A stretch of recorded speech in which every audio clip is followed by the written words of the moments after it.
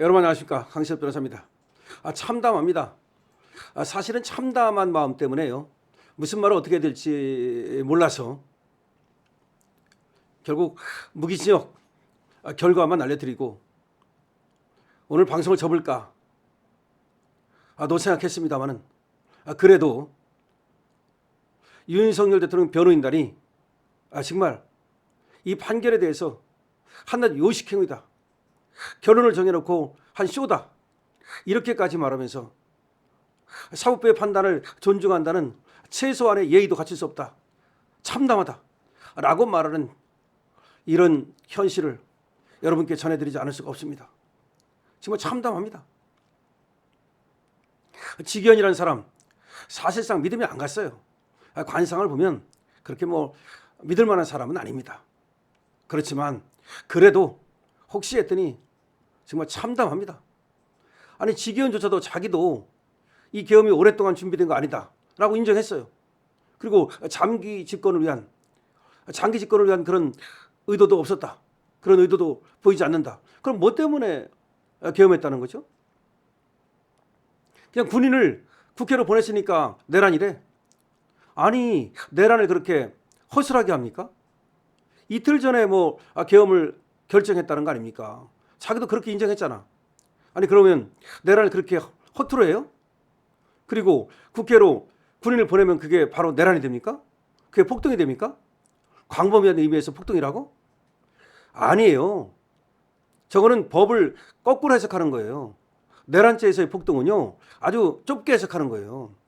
그러니까 내란죄의 폭동이 되려면 한 지방에 평온을 해야 할 만큼의 엄청난 폭동이 돼야 돼요. 근데 그걸 광범위하게 그냥 군인을 국회로 보내면 그게 폭동이야?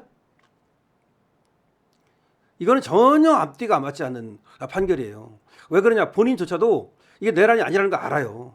그래서 지금 판결문을 보면 판결문 곳곳에 내란이 아니다 라고 말하는 그런 것들이 흔적이 보여요. 그러면서도 결론은 내란이다 이렇게 가는 거야. 아니, 생각을 해보십시오. 만약에 내란이 되려면 오랫동안 치밀하게 준비해야 되는데 뭐라고 말하냐면 준비가 허술했다고 얘기해요. 지기현이도 오늘 판결문 요지를 얘기하면서 준비가 허술했다, 그래가지고 허술한 그런 어떤 내란 때문에 많은 사람들이 피해를 봤다, 그렇게 얘기해요. 그러니까 김용현 장관이 확실하게 얘기도 안 해줬고 밑에 사람들한테, 그래서 윤석열 대통령이 김용현 장관한테 얘기해가지고 준비가 됐고 다른 사람들은 알지도 못하다가 갑자기 그냥 하라는 대로 했다. 그래서 지기현조차도 양형 이유를 얘기하면서 좀 그 사람들이 억울하다는 그런 뉘앙스를 풍겼어요. 아니, 그럼 억울하면 그 사람들이 그냥 명령에 따라서 군인과 경찰이 그런 명령이 내려지면 그에 따르는 수밖에 없는 건데 그 사람들한테 왜 그럼 중형을 때립니까? 그러니까 앞뒤가 전혀 안 맞는 그런 판결을 했다는 말입니다. 이에 대해서 윤 대통령 변호인단이 무기징역에 반발하면서 정해진 결론을 위한 요식행위라고 강력하게 비판했습니다. 정해진 결론을 위한 요식행위다는 겁니다. 사법부의 판단을 존중한다는 최소한의 그런 말조차도 꺼낼 수 없는 참담한 심정이라는 겁니다. 이건 재판이 아니고 한낱 쇼에 불과하다는 겁니다. 거짓과 선동으로 얼룩진 광란의 시대에서도 그래도 결코 꺾일 수 없는 정의가 세워지기를 기대했지만 사법부 역시 선동된 여론과 정적을 숙청하려는 정치 권력의 무릎을 꿇고 말았다는 겁니다. 그렇죠. 지금은 거짓과 선동으로 얼룩진 광란의 시대예요. 이런 광란의 시대일수록 사법부가 정의를 세워야 되는데 사법부 역시 선동된 여론과 정적을 숙청하는 정치 권력, 저 민주당 권력, 저 이재명 권력에 무릎을 꿇고 말았다는 겁니다.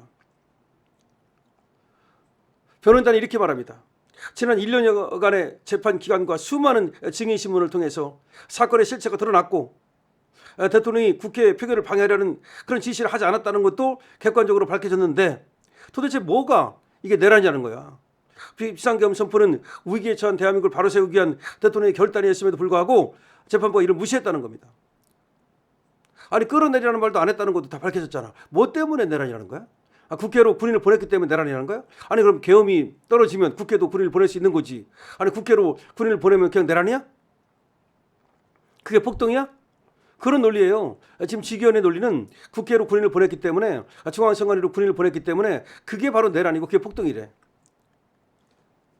재판부는 말이죠, 검찰과 공수처의 수사권을 인정한 데 대해서도 질타했습니다. 변호인단은 수사 착수 자체가 위법이었고 수사권 없는 공수처의 잘못된 수사와 기소에 대해서도 눈을 감았다. 철저히 진실을 애멸하려 했다면 도대체 재판을 왜 한 것인가? 그럼 재판을 왜 해?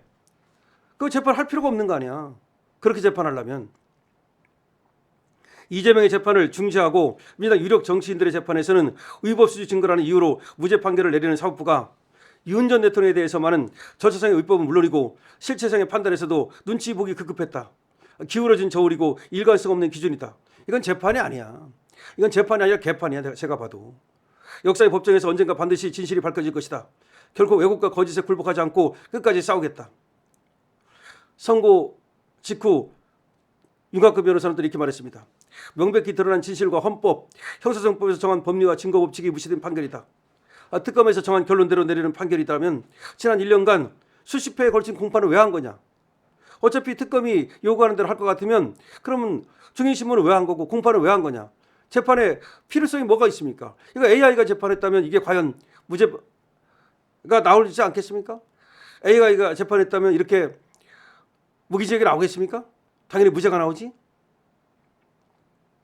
향후 항소해야 될지 형사소송 절차를 계속 이런 거 필요한지 회의가 된다.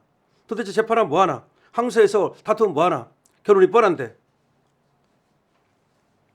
결과를 예상하지 못했냐 이렇게 물으니까 법조인의 시각에서 의견서를 내고 기록을 검토하면서 법리적으로 내란죄가 성립할 수 없다는 결과를 생각했다.